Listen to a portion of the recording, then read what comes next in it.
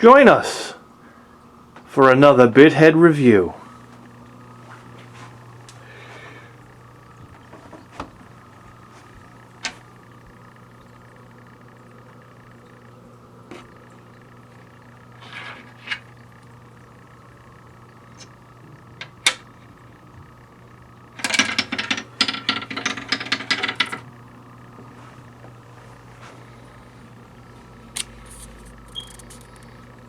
Nintendo Entertainment System.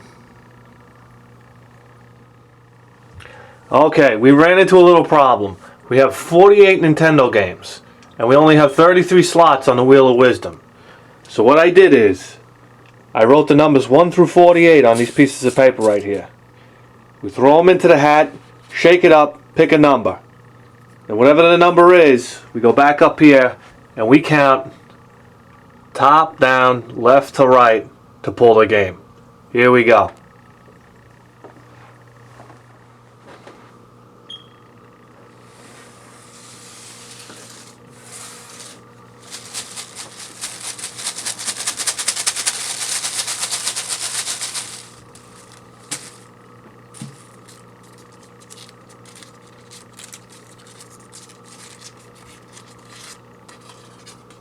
Lucky 13. 1, 2, 3, 4, 5, 6, 7, 8, 9, 10, 11, 12, 13. Karate Kid. Let's do it.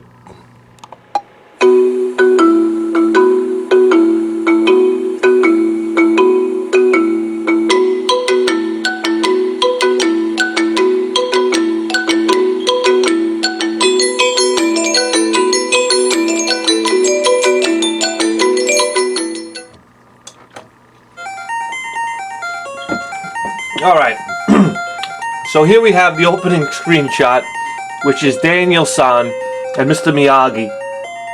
And initially, I played this game yesterday for about an hour. And I always play the game the day before I do a review. And it's my first time playing it was yesterday. So before that, I've never played this game before. So initially I thought to myself, alright, the music's pretty good here. So you got one player and two player modes. It's not cooperative. It's basically, one guy goes and the next guy goes and whatnot. And then you got one-on-one fighting combat, and we'll go to that just so you can see how the moves work. You got a high kick, you got a high punch, you got a low sweep, and you got a low punch.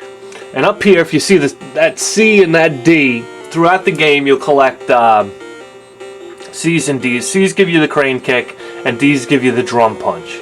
And basically, to do the crane kick, you just press the kick button without pressing the directional pad. And the same goes for the drum punch. So, alright.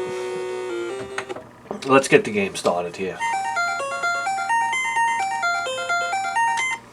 Alright, the weirdest thing I found about this game is that you start off playing in the tournament, which was kind of like the finale in the movie, so I didn't understand why they started you in this position. And I found the best strategy to make it through this tournament is just to kick your way through. Just run at the guy and kick.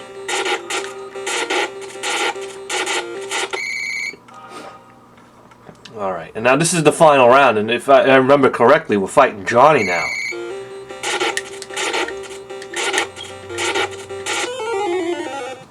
Alright, we lost a life there.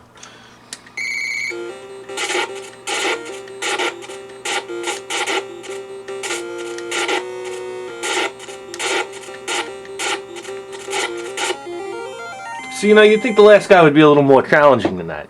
But anyway, here we are, stage 2. And now, this is where the game turns into like a platforming style game. And, okay, I can tell you from experience, if you get caught between two guys, you might as well be in a vicious prison rape. Because there's almost no way out of it. Now in this game, if you get hit by an enemy, you wind up getting thrown back. And in games like Rygar and Castlevania and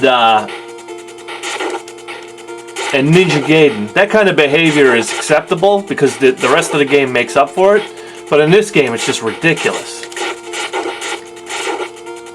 Alright, so... Also, you jump in these rooms, and there's bonus stages. That's the swinging hammer. I haven't figured out how to actually accomplish anything in that bonus stage. But if anybody knows how to do that stage, please let me know. Alright, also when you collect the crane kicks, you get extra, some extra life points.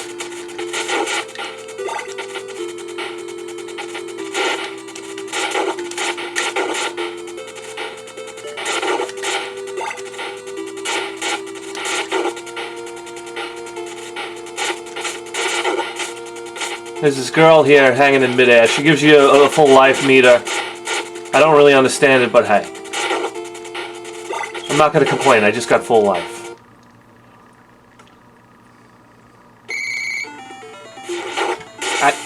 I just can't figure out... You know what? I tried jumping over it, and then I jumped over it a couple times, and they told me, oh, you just dodged it, and I didn't get any points for it.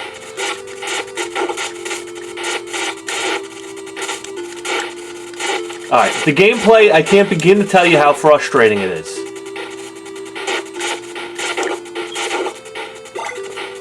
Sometimes it seems to me the best strategy to use in this game is just run through it.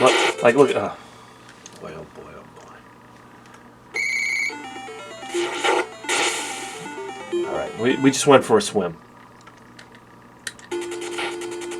Sometimes I think, like, the best strategy for this game is just to... you motherfuckers.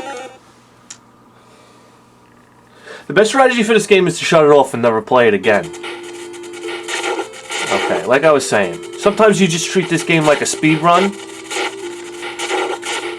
and just try to, like, jump your way through.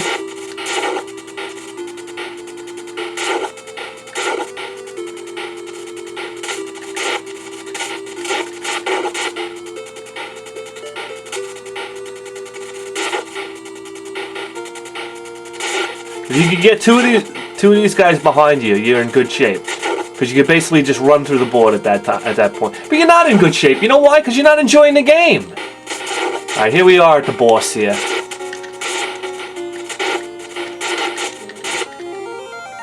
Not very difficult. Now this game has 3 levels.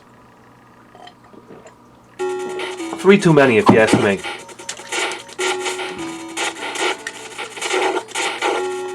Oh boy, I don't know. Somebody's throwing old-fashioned bowling pins at me. And as if you didn't need any more headaches, you got these goddamn birds swooping down at you.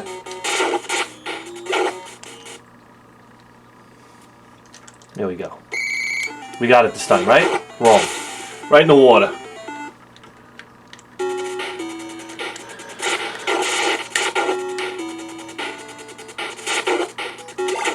Alright, we got a life meter up here.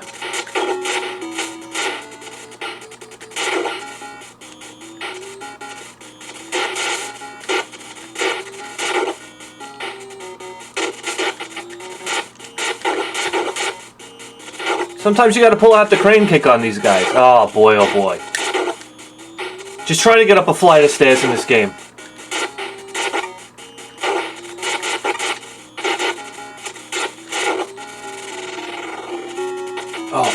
Oh. Alright, forget it. Let's just go. Alright, now if you got 2 of these guys on your tail, you could kind of just run. I lost them. You son of a bitch.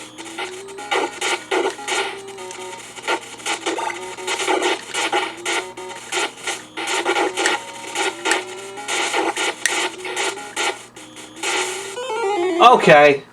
So that's Karate Kid for you. Okay, so first I want to apologize for cutting that review short. I think you guys get a good idea of what this game is all about. I don't know. As I get older, I think I'm starting to lose my patience, and this game is a good test of that. This has to be one of the worst Nintendo games I've ever played. As far as its redeeming qualities, it does have good graphics for 1987 standards, and the music's not half bad. But I mean, the gameplay just murders this game. Just completely destroys it. Which is a real shame. Sometimes I wonder, who did the beta test on this game, and they were like, oh, this is great, and put it into press. I don't know how that works, but for that, the Karate Kid gets a score of 2/4, and 2/4 means you lose your place on the game shelf.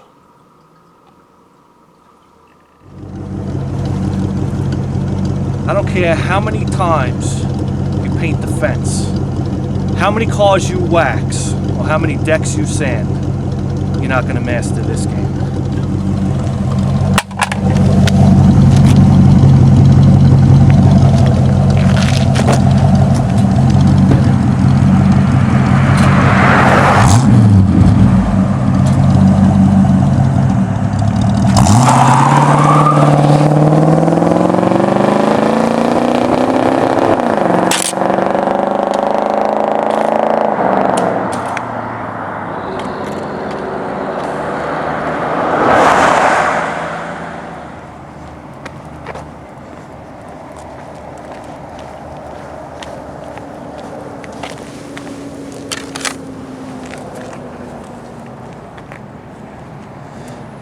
See that, Mr. Miyagi?